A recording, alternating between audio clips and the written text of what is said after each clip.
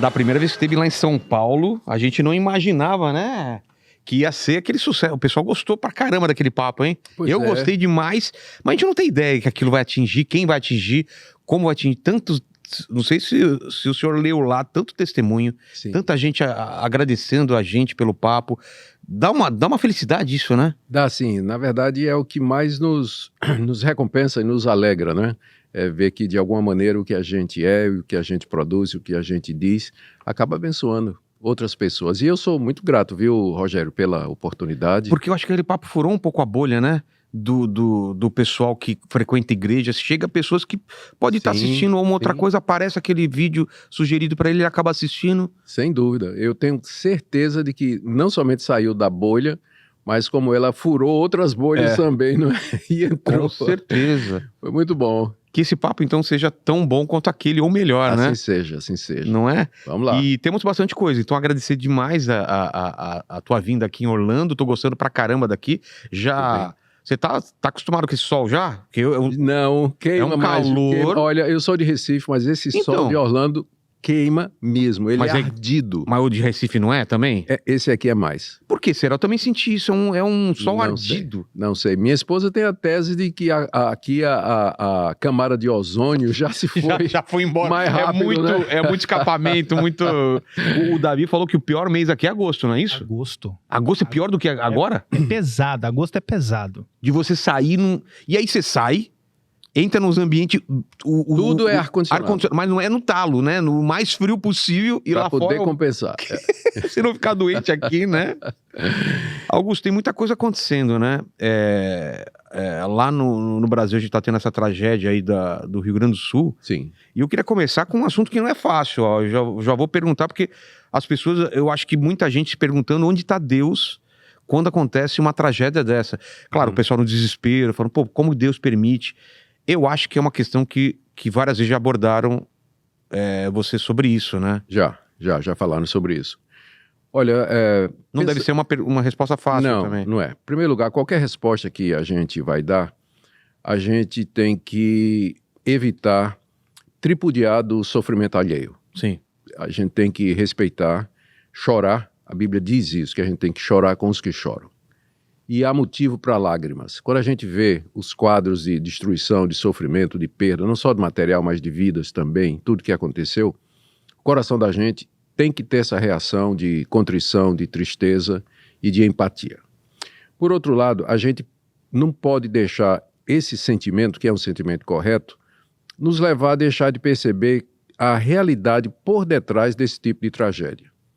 A Bíblia nos diz que quando o primeiro casal desobedeceu a Deus, permitiu que o mal entrasse no mundo. E com o mal, aquilo que lá está em Gênesis capítulo 3:15, que Deus amaldiçoou a terra por causa de Adão. Maldita é a terra por tua causa. E Deus tinha avisado, no dia que você me desobedecer, a morte vai entrar. Então, a partir daquele momento, esse é o entendimento bíblico que nós trazemos para o assunto. Antes disso não havia morte e não havia sofrimento. Nada.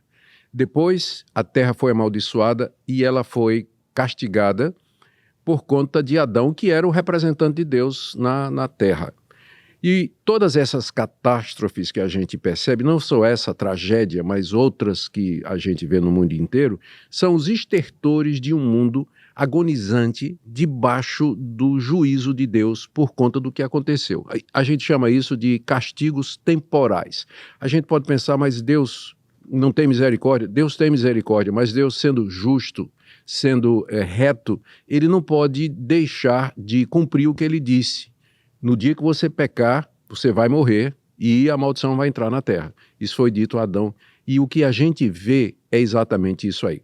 São as dores de parto de um mundo que está prestes a produzir uma nova realidade com a vinda de Jesus, que, depois de ter feito o que ele fez na cruz pelos nossos pecados, ele virá para transformar esse mundo num mundo novo.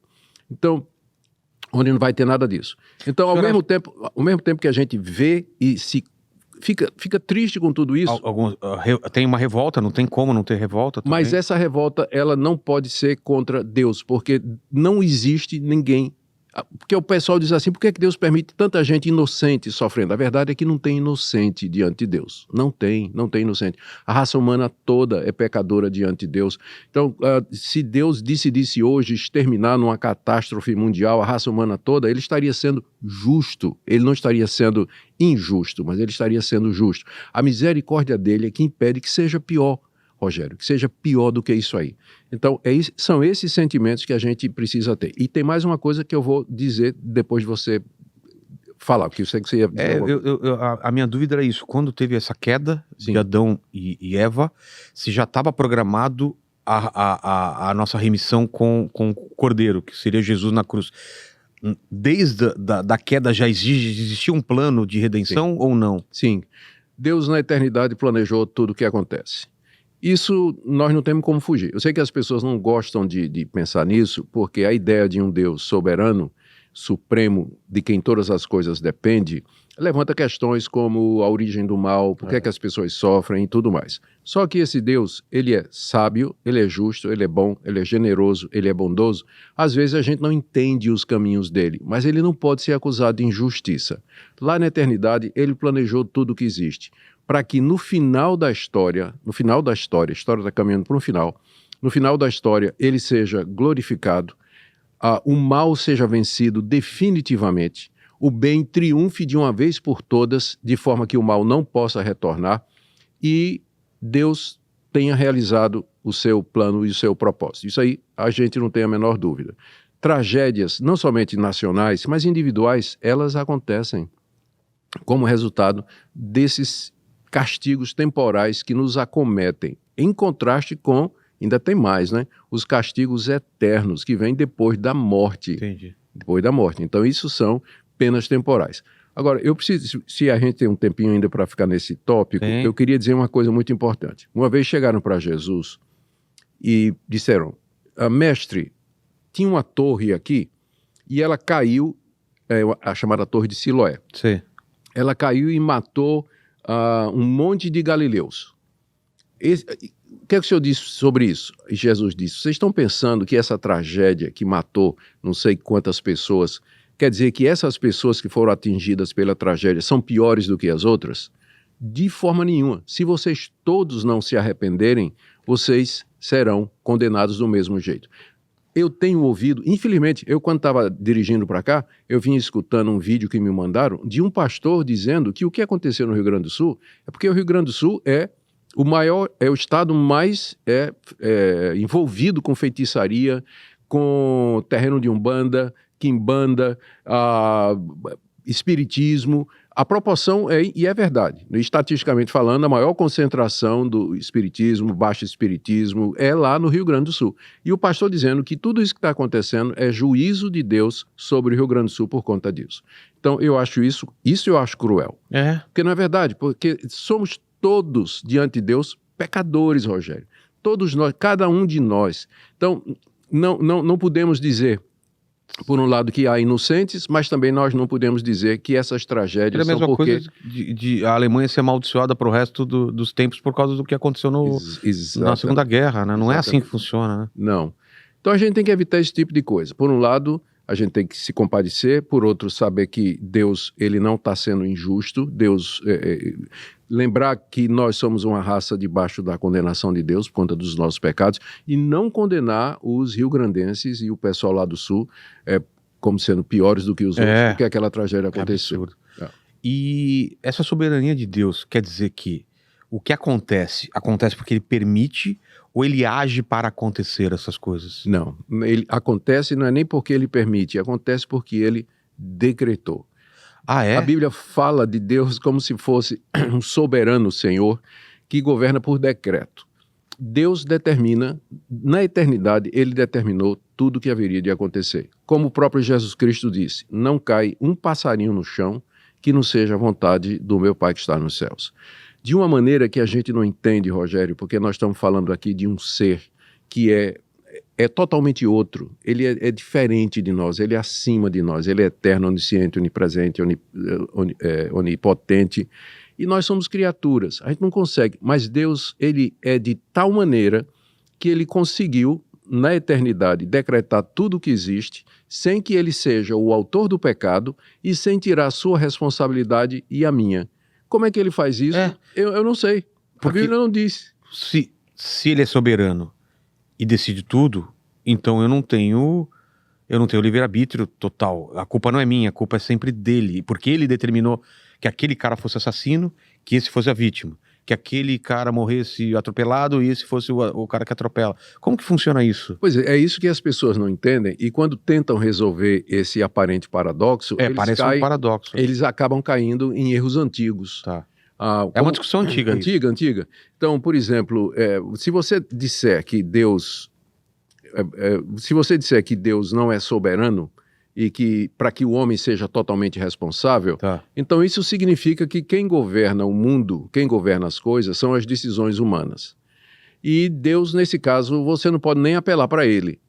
Porque se você disser, Deus, por favor, me tira dessa doença que eu estou passando aqui, Deus vai dizer, te vira, é problema teu. Né? Eu não quero me meter nessas coisas. E eu posso orar para a cura. Pode orar para a cura, né? Mas Deus vai...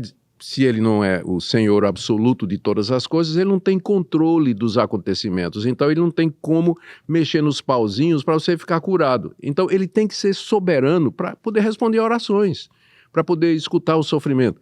Então, é isso que as pessoas não entendem. Primeiro, elas querem negar a soberania de Deus.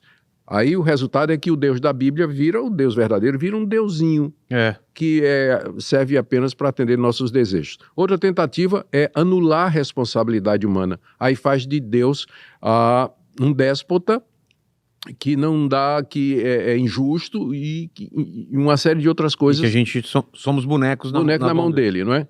A verdade, olha aqui, o que eu vou dizer é isso que o pessoal acha difícil entender.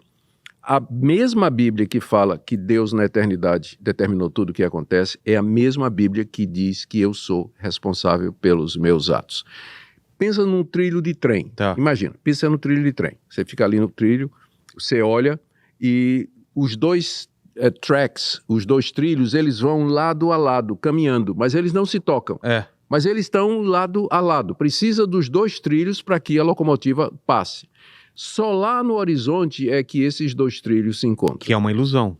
Você vai ter a responsabilidade humana, é um trilho, soberania de Deus é outro trilho, e sobre isso corre a história. Você precisa dos dois trilhos. Eles não se tocam. Soberania e a responsabilidade humana. Eles não se tocam. Pelo menos não desse lado de cá. Caminham juntos. Paralelos, e um precisa do outro. Deixa eu te dar outra ilustração, que quem deu foi meu sogro. Né? Ele diz assim, você imagina uma rua bem larga, uma porta aberta, em cima da porta você tem aquele famoso convite de Jesus. Venha a mim, todos vocês que estão cansados e oprimidos, e eu vos aliviarei. É um convite que apela à minha decisão. Certo. Eu passo por ali, várias pessoas estão passando, umas olham, não se interessam, outras passam e dão uma olhadinha, cai fora. Aí de repente chega você e você olha assim, vinde a mim todos vós que estáis cansados e oprimidos, você diz, é para mim.